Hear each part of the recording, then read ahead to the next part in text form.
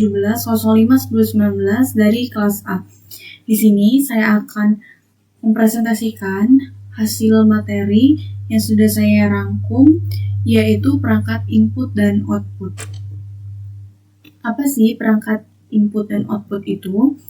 Jadi, perangkat input dikutip dari buku Sistem Informasi dan Teknologi Informasi karya Wing Wahyu Winarno.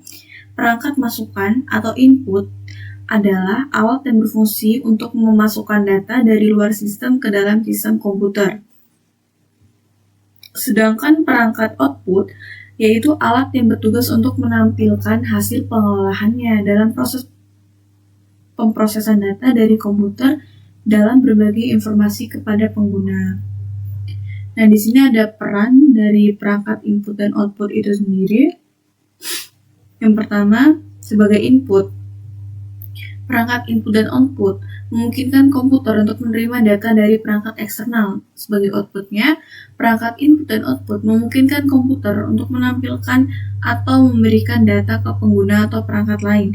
Sebagai transfer data, yaitu memungkinkan transfer data antara komputer dengan perangkat penyimpanan.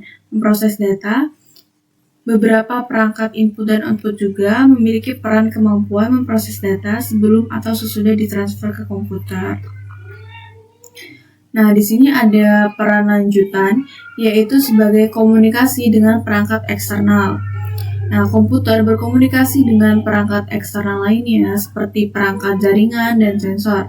Nah, ini sebagai pengendalian perangkat. Beberapa perangkat juga memungkinkan pengendalian perangkat eksternal, misalnya menggunakan controller untuk mengendalikan game atau perangkat robot. Di sini ada memfasilitasi interaksi pengguna juga, yaitu dengan komputer memungkinkan pengguna untuk berinteraksi dengan melalui berbagai perangkat seperti keyboard, mouse, dan touchscreen. Tuh, termasuk fasilitasnya ya. Nah, di sini ada klasifikasi perangkat input output itu sendiri ya. Di sini ada input device. Input device itu di sini ada scanner, keyboard, mouse, kamera, mic, sama trackball. Di sini ada ini juga digitizer. Tuh. Dan touchpad juga termasuk dari input device. Input device sesuai sama namanya ya. Input device ini dia perangkat input yang nggak langsung memasukkan data dari luar komputer secara tidak langsung. Artinya data tersebut perlu dibaca atau diketik terlebih dahulu secara manual, sehingga membuat risiko kesalahan yang cukup tinggi gitu.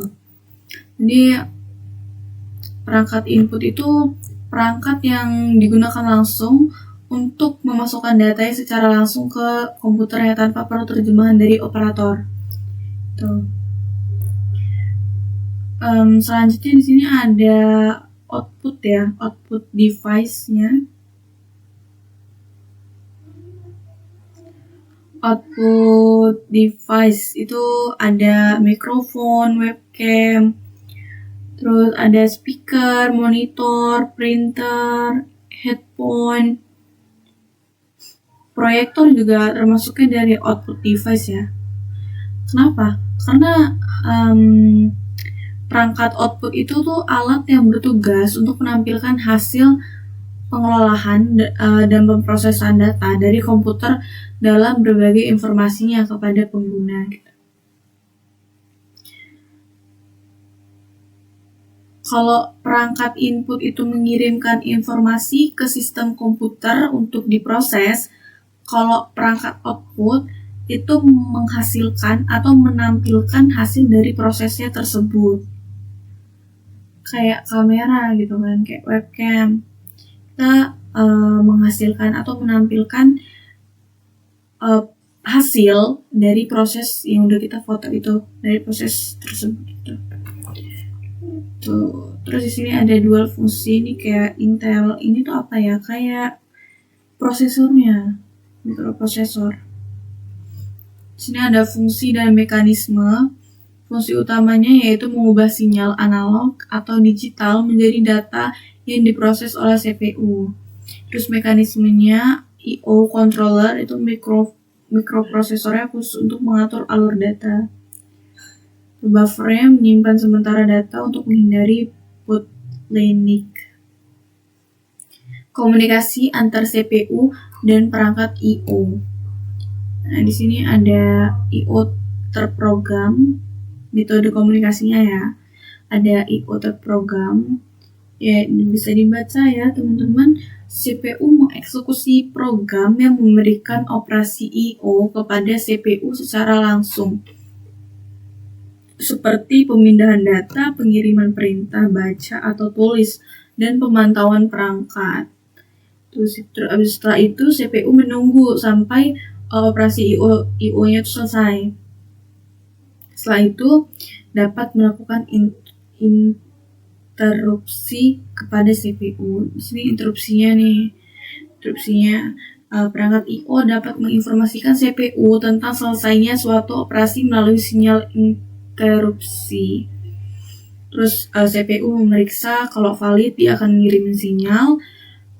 Nah, dengan interupsi itu CPU nggak perlu terus-terusan melakukan atau memeriksa status perangkat I/O-nya, sehingga itu membuat waktu menjadi lebih efisien. Terus di sini ada akses langsung ke memori atau DMA. Itu perangkat I/O mentransfer data langsung ke perangkat I/O dan memori tanpa campur tangan CPU. CPU itu hanya melakukan peraturan awal untuk transfer data. Setelah itu DMA controller yang mengontrol semua transfer datanya. DMA ini juga sangat efisien untuk mentransfer data dalam jumlah yang besar nih.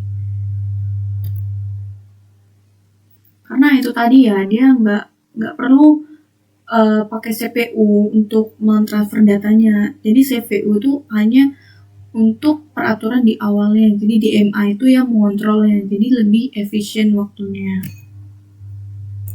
Di sini ada tren juga yaitu wireless touchscreen. Ini yang udah ada di zaman sekarang, perangkat IoT kecepatan tinggi gitu, kayak touchscreen.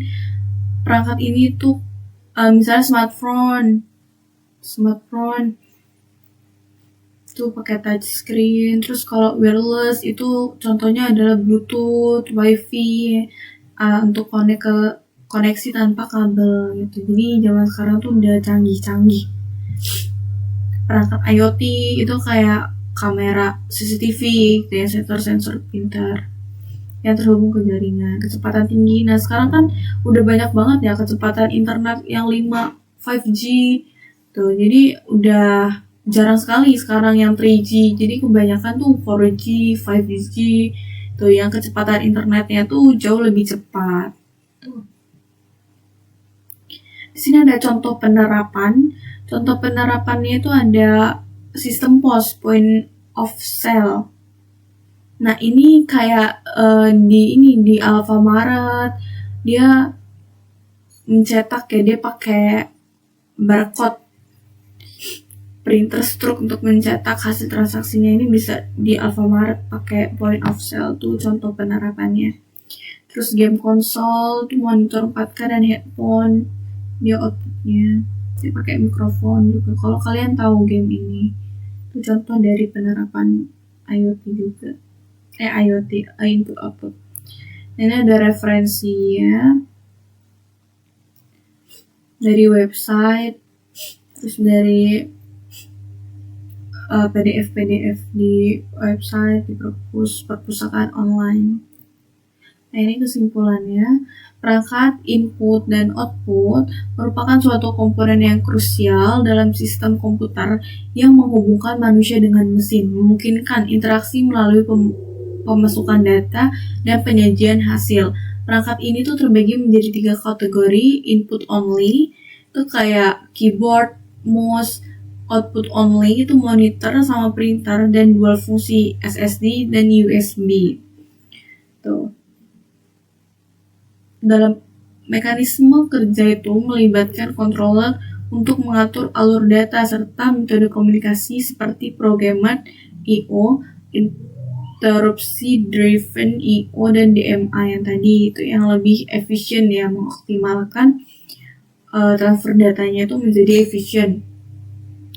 Terus juga teknologinya sudah banyak berkembang seperti WiFi, Bluetooth tadi, yang wireless, integrasi IoT, terus kecepatan yang tinggi.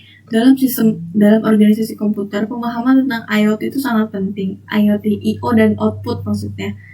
Input dan output itu sangat penting untuk merancang sistem yang responsif, efisien, dan adaptif terhadap kebutuhan pengguna dan kemajuan teknologi. Terima kasih. Saya akhiri. Sekian dari saya. Wassalamualaikum warahmatullahi wabarakatuh.